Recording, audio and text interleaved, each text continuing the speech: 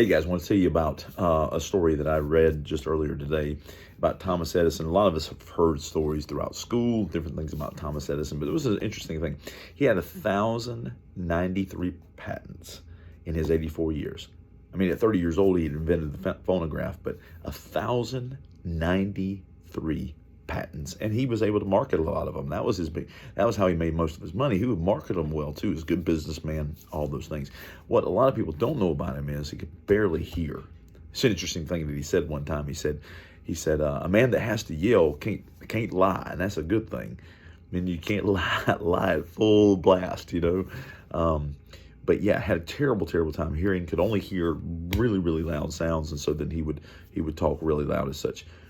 But I also remember another story from a time when I was reading about Thomas Edison, and that was he didn't see that handicap as a problem. He actually saw it as a solution because he could focus.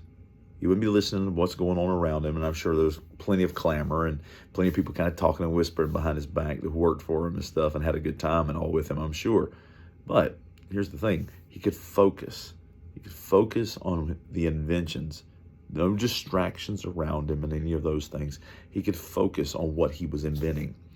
That's one of the biggest things I battle with today, and maybe you battle with, focusing on time with God, all right? Because there are so many distractions, including phones, all right? Including phones. Totally understand that.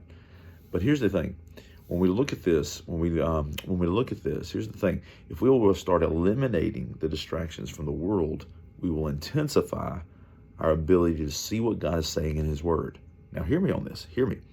What Edison was able to do, because he couldn't hear the distractions around him, was focus on every little detail of every little invention. Think about this.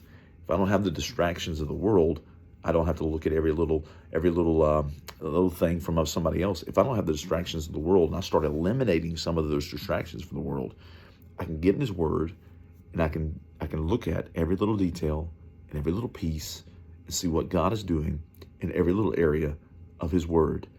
And that intensifies the ability for me to then convey it, to teach it, to tell people about it. You say, I want to get closer to God. Simple. Eliminate distractions from your life. It may be painful, but eliminate distractions and you will grow closer to the Lord. That is the answer.